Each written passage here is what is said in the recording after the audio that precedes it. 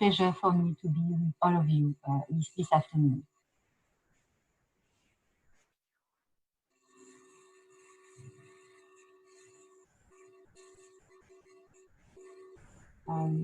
Okay, I hope you are seeing my presentation.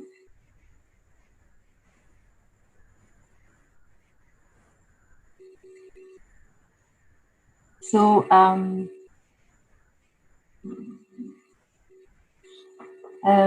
I represent the guide for follow-up of patients with COVID-2 pneumonia, and it's a management proposal by the French Language Respiratory Medicine Society. It is a collaborative group with pulmonologists coming from private clinic, general hospital, and also hospital university. I do not have any conflict of interest with this presentation.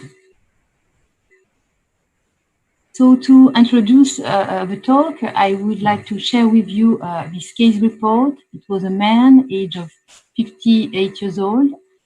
It is a nurse male, no smoker. He had no comorbidity, no treatment.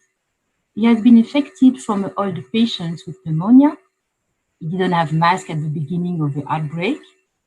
He was tested positive. It was on the 18th of March with fever, cough.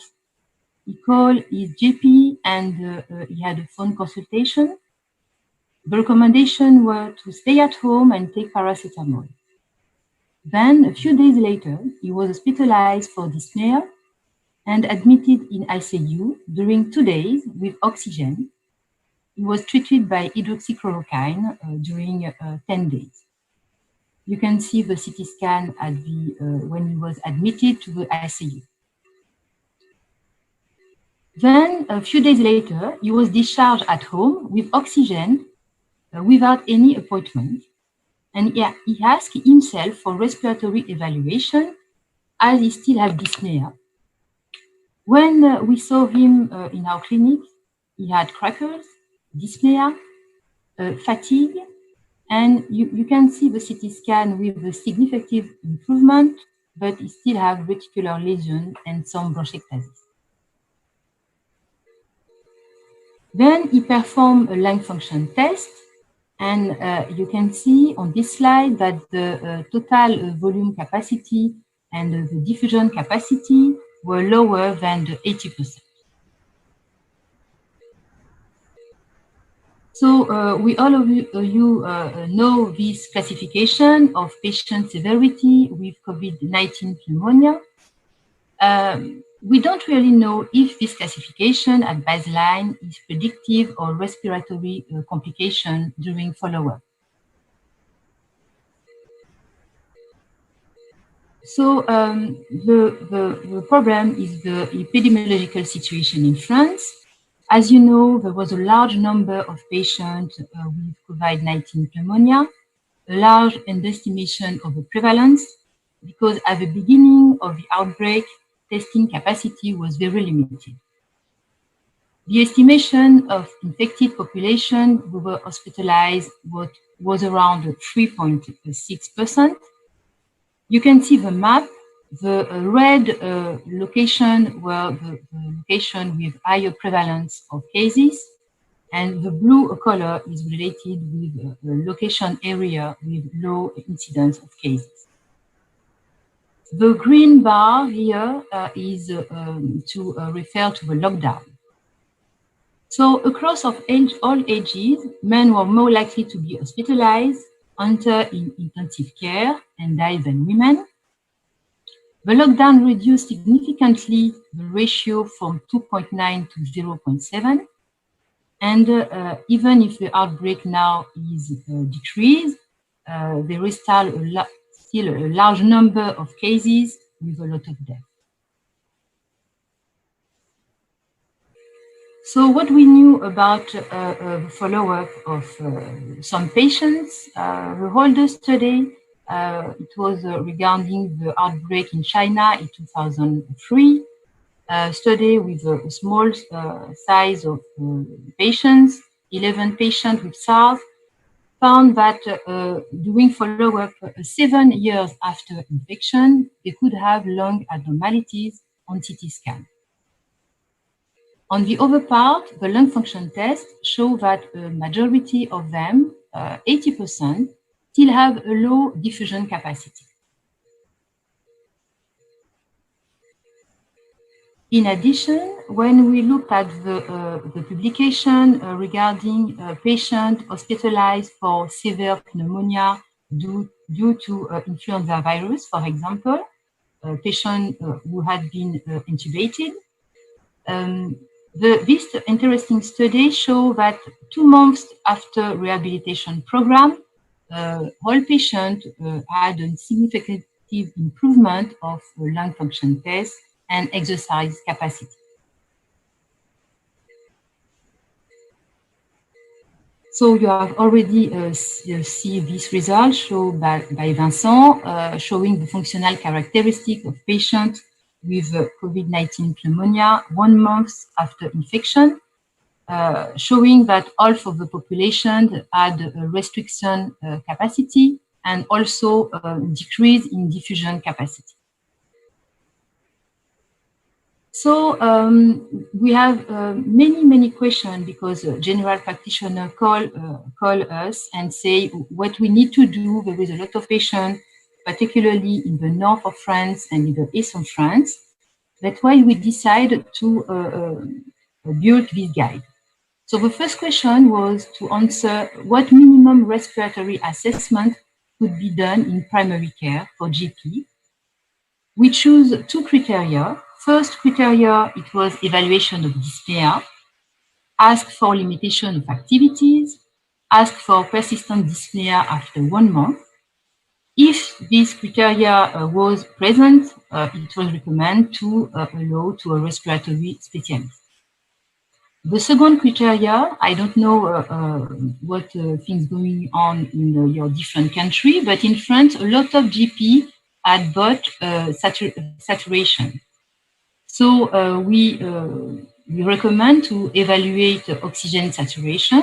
And if the saturation was lower than 96% without oxygen, it was also a criteria to allow to a chest physician evaluation.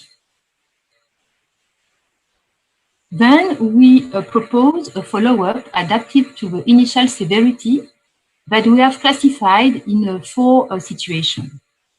First situation, patients who have been cared at home and referred secondary to a pulmonologist for dyspnea. Second situation, patient represented to the emergency room where the diagnosis of COVID infection was made by PCR or CT scan, but this patient did not require hospitalization. Number 3, patient hospitalized in conventional unit for COVID infection. And number 4, patient hospitalized in ICU, with or without the need for invasive ventilation. So for the first situation, patients who have been cared at home and refer secondary to a pulmonologist, we propose to evaluate dyspnea before the pneumonia using analogic visual scale and after the pneumonia. We recommend also to perform lung function test and also diffusion capacity and 6-minute work test with assessment of oxygen saturation. The radiologic evaluation should be done only according to the lung function test, and the CT scan should be performed if previous CT scan showed abnormality. Then for the second situation, patient who presented to the emergency room but did not require hospitalization. If the patient had no symptoms and first CT scan was normal, the respiratory evaluation was according to the chest physician evaluation. If the patient had no symptoms, but CT scan show abnormality around 5%, we recommend lung function test, CT scan 3 or 4 months after the infection. And in case of dyspnea and cough, we also recommend lung function test, CT scan 3 months after the infection.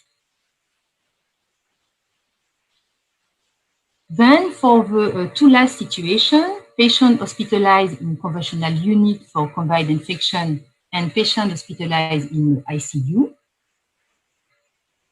we recommend, if possible, a systematic evaluation 4 weeks after the infection, and then an evaluation 3 months after, with evaluation of dyspnea before pneumonia using analogic visual scale, and after pneumonia also, lung function test and diffusion capacity, 6 minutes walk test with assessment of oxygen saturation, and we recommend also to perform a CT scan.